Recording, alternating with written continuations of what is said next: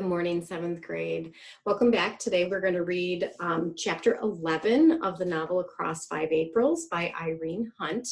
I've decided not to have the map behind us today, even though there are several other battles that are going to be talked about in this chapter. And we're going to just try to read through what we can for today. It is a little bit longer chapter, so once again, I anticipate that this will be multiple lessons. Let's take a look at the questions that go along with chapter 11. So there's 8 questions.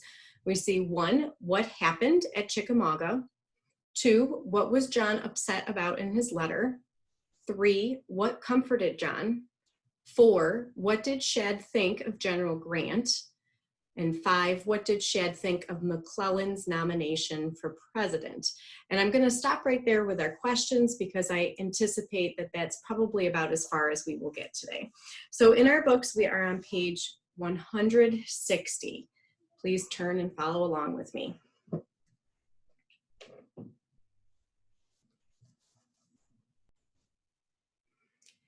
Nancy had heard from John in June. It was a long time before she heard from him again, early December of 1863.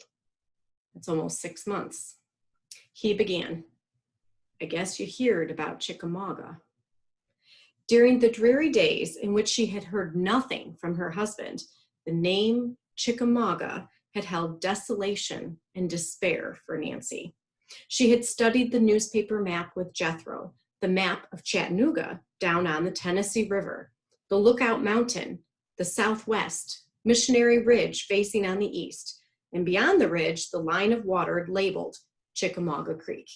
So all of these places are in Tennessee. They're pretty close to each other, and they're all part of this same battle. Chickamauga and Chattanooga are the 2 names that we hear quite a bit together. So it's very complicated, which is part of why I decided not to just keep pointing at a bunch of pictures behind me.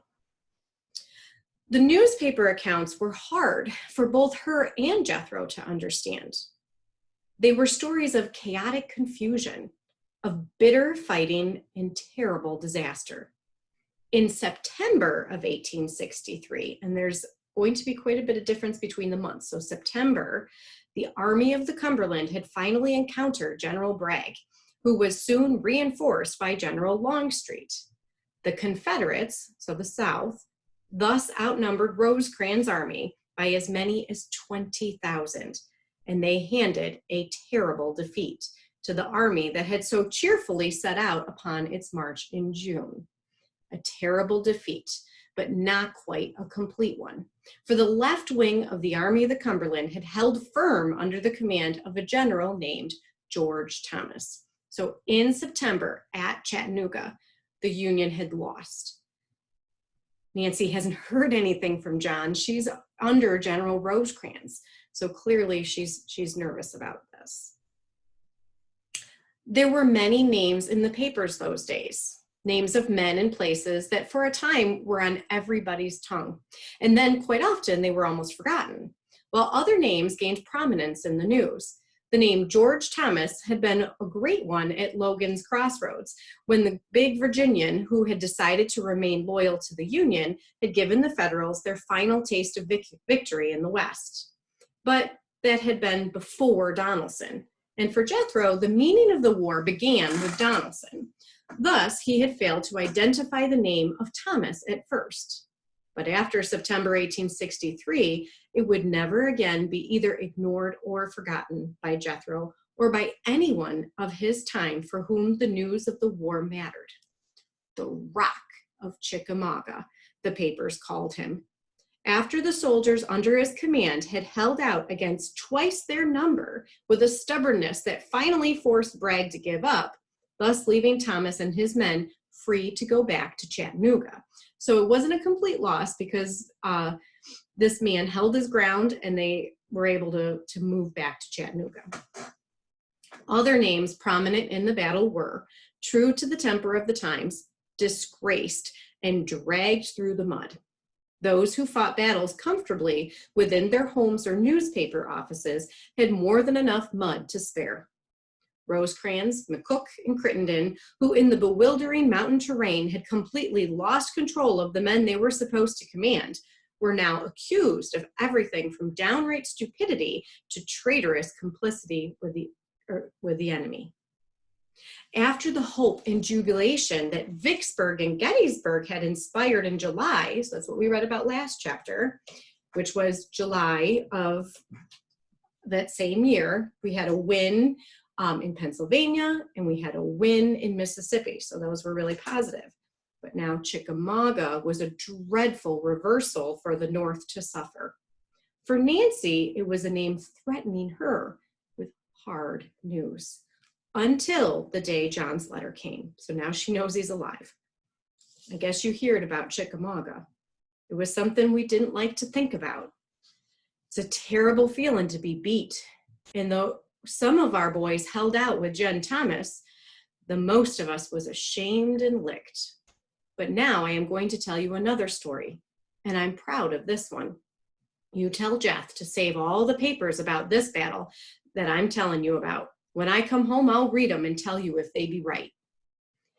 After that, John's letter was a long narrative of what had happened in the mountains of Chattanooga during that cold November of '63. So remember, they lost at Chickamauga in September, but they were allowed to retreat to Chattanooga. So here comes some positives in November, 2 months later. Jethro had read accounts of it in the papers, but John's story was closer, more immediate. It was a vivid picture, and as Jethro read, he felt as if he were an actual witness to the unbelievable thing that had happened. John wrote of how near the army had been to starvation after Chickamauga. That's something you can include about Chickamauga and the fact that they lost.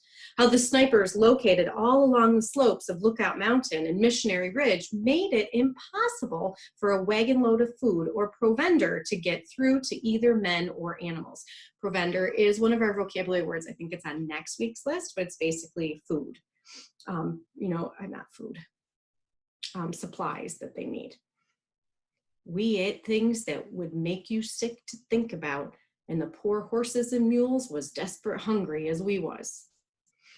Then he told of the reinforcements that arrived.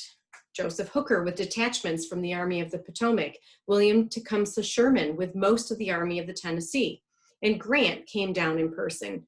Grant with his new promotion that placed him over Hooker, Sherman, Rosecrans, Thomas, and the others in the West. So now Grant is the top general in the Union.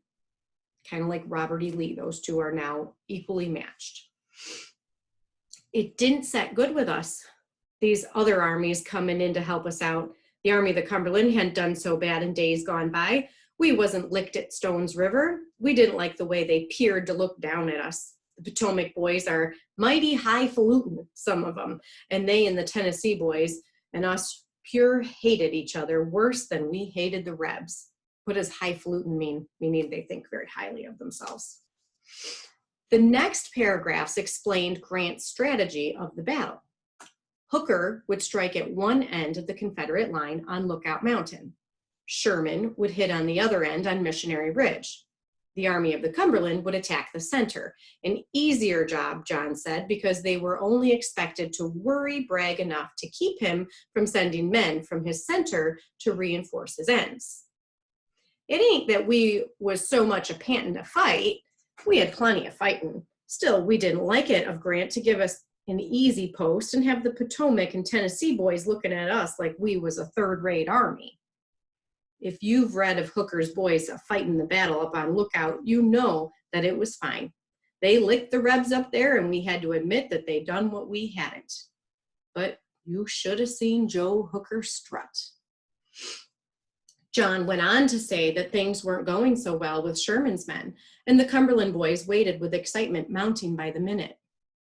Then finally, the command came for them to take the front line trenches at the base of Missionary Ridge, which towered like a steep wall opposite Lookout. That was when pandemonium broke out. We wanted to pitch in like we had never wanted to before.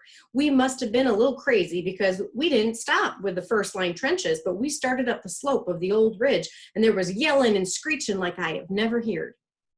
There was officers looking fine in their best uniforms, and they went yelling with us.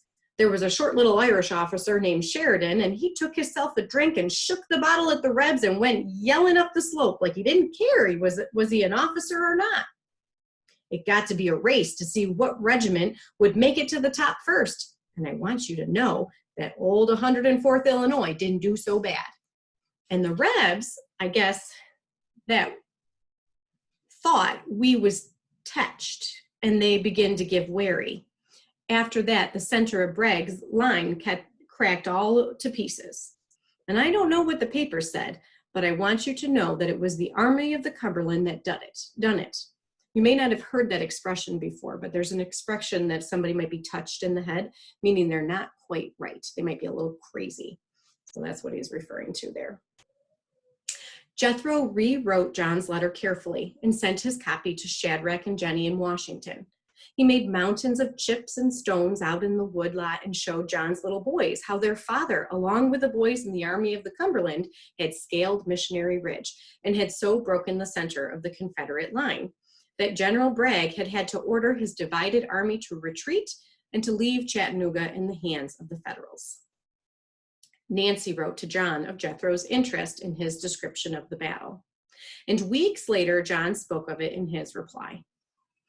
What you told me about Jeth's interest made good reading, and it brings comfort to me that the one brother I've got left is close to my little boys. In November of that year, the president made a speech at Gettysburg. Perhaps you've heard of that, the Gettysburg Address. I hope so. Papers all over the country printed it, but they were not agreed upon its quality. One of the papers, Jethro claimed that the cheek of every American must tingle with shame at that silly, flat, dishwatery utterances. Another said that the president's speech would live among the annals of man. Jethro didn't know. He loved Mr. Lincoln and felt deeply drawn to him. It angered him to read the mouthings of hate directed toward the president. But as to whether the address at Gettysburg was a great one or just another speech, an 11-year-old farm boy did not know. He read it aloud to his mother. I want to pause here for a minute, just to explain part of why they are in disagreement about his speech. At that time, when people gave speeches, it's kind of like giving a sermon almost. They were long. We went on for a long amount of time. So usually when people came to listen to someone give a speech, they expected to listen for about an hour or two. Now, I watched a documentary one time about the photographers of the president. Every president has their own photographer, and they take pictures of everything that this president does. The president's photographer did not get any pictures of him at the Gettysburg Address. The reason? His speech was only 2 minutes long. It's a fairly short speech. You can read it pretty quickly. So it caught the photographer off guard that he was already done. He was expecting, oh, it's going to go on for a while. I'll be able to get a picture. So I think when they're talking about this quality, some people they hadn't even started to listen yet. They were surprised that he's already leaving the podium. He's done with his speech. But if you go back and you read those words, you know this speech has carried on for a very long time. The words are quite profound. Hopefully you're going to read it in social studies. Usually you do. I am going to try to wrap up a couple of pages, and then we will be done for today. So we're at the bottom of 164, and we're going to take a look at his mother's response. It has the ring of the scriptures about it, Jeff, she said. He nodded. It had somewhat, he thought. That winter, many people were talking of peace. The end could not be rushed. There would be fighting to the last ditch, but the end was inevitable, meaning it's about to come to an end. They're hopeful. Okay, it's December of 1863. It started in April of 1861, so we're 2.5 years in. Getting closer though. A people pushed to the extremities that existed in the South could not possibly hold on, the papers claimed. But they did hold on. And as the war trailed drearily on, vindictiveness toward the stubborn stand of the seceding states, those that have left the Union, grew steadily more bitter in the North. This vindictiveness was urged on by men in high places who resented the president's spirit of clemency as violently as they resented the tenacity of the South. In December, Abraham Lincoln issued a proclamation of amnesty in which he promised pardon and full rights to any individual Confederate who would swear to protect the Constitution and the United States, to abide by the government's pronouncements against slavery. He promised, too, that a Confederate state could return to the Union whenever 10% of its voters should reestablish a loyal Union government within that state. So a proclamation of amnesty, it's kind of like an agreement here. I'm going to pardon what you have done. I'm going to let you come back to the Union and we won't fight you anymore. And you only have to have 10% of the people in your state that are able to vote agree that they want to come back, and we'll take you right back. 10%, that's pretty low. That is not a majority. But he doesn't want that war to keep going on. He wants to give them an opportunity. Never have I loved him so much, Matt exclaimed tearfully, and Jethro remembered words in the president's letter. There will be much criticism, but if I err, it will be on the side of mercy. I think I'm going to stop there for today, even though I'm in the middle of a page. I didn't set my timer. I've been trying to kind of watch my clock. So I think we're getting close to the 20-minute mark. Let's take a quick look at the questions that we did cover and hopefully answer some of those questions, make sure we understand them. What happened at Chickamauga? There's several answers within there. Please give me more than one sentence. Give me a couple details. We know that this was a loss for the North. It was a battle in Tennessee, but it was partially a win, and then also some things that John mentions in his letter. So please make sure you touch on those. What was John upset about in his letter? So there's several paragraphs within there, and think about what he says when he's fighting in Chattanooga. Okay, so when we get to that battle that is also Chickamauga, but that battle that takes place in November, which was a very, very positive thing, what is it that he's upset about within that, though? Because he's very proud of how they have done. But there's one little thing. If you're not sure, send me a message. I'll help you point you to it. What is it that comforted John? We just read that little part there on page 164, so take a look back to that little part that he says on that page. That's as far as we got in our lesson for today. So please make sure that you have those 3 questions answered, and you can tune in tomorrow. Bye-bye.